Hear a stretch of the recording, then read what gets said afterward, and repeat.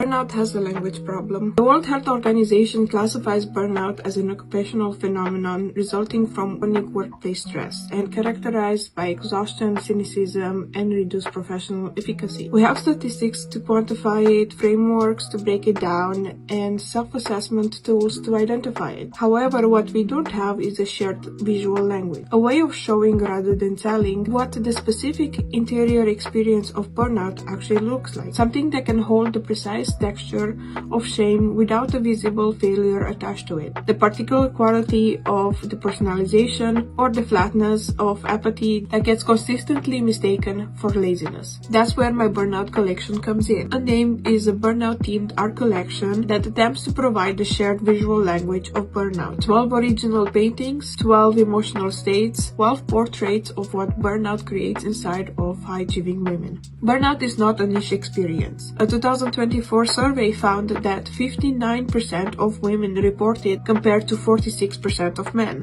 and that gap is getting wider. More than 50% of women in leadership positions report feeling burnt out. A 2025 mental health report found that 68% of women in the UK report feeling burnt out and 45% saying they are emotionally exhausted on a daily basis. These are not small numbers. They point to a systemic pattern in which women in high-demand professional roles carry sustained depletion while continuing to perform at high levels, often without a language to describe what is costing them. That language gap is what this collection aims to solve.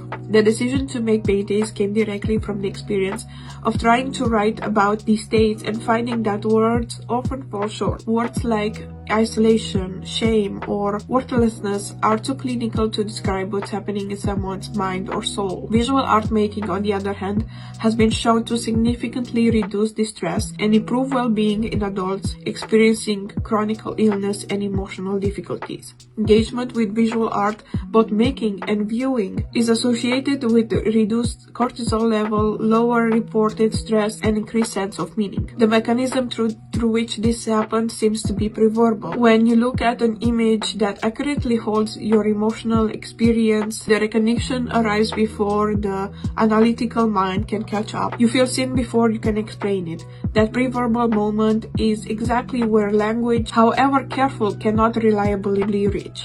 This is not art therapy in the clinical sense. The collection is not a therapeutic intervention, but it is designed to create a moment of recognition that language has repeatedly failed to provide. All 12 pieces are painted in acrylic. This is a deliberate, consistent choice because acrylic records the gesture of the mark honestly without softening.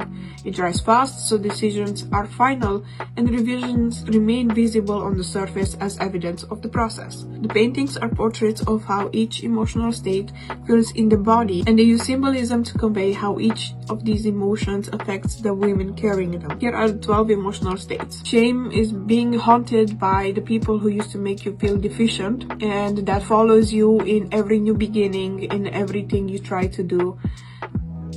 It's like a constant feeling of being followed by someone who bullied you and criticizes every decision you're making. Isolation, needing to hide in order to exist, not because you don't want to be around other people, but because it's so exhausting that you just need to hide in order to recover. Depersonalization, wearing your own skin as a costume. You have designed this persona that you wear every time you step outside of your own comfort zone and that fits in society without raising any red flags. Detachment, having been disappointed so many times that the only thing you can do is just emotionally detach from outcomes, from the work you're doing, and from the person who you used to be. Cynicism, the disappointment that keeps accumulating over years of trying your best, yet still struggling. Hopelessness, standing in a tunnel and not being able to see the end of it because the tunnel has gone on for so long that imagining the light at the end of the tunnel just feels impossible.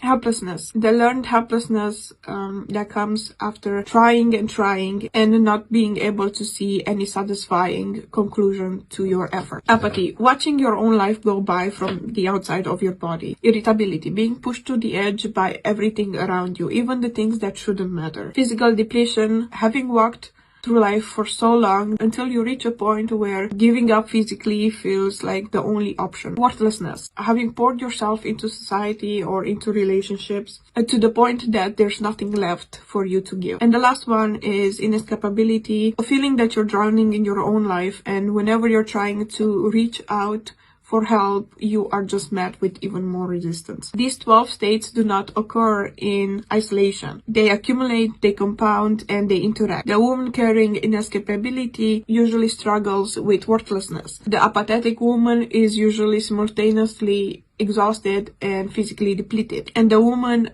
who performs fine because she has detached herself from the outcomes, from the work that she's doing, and from herself, is usually managing her shame for detaching at the same time. Each piece can stand alone, but together they are a complete visual portrait of the interior experiences of high-functioning burnout. If one of these 12 states resonated with you, I made a painting for it. The collection is called Unnamed, and it comes out on the 30th of June.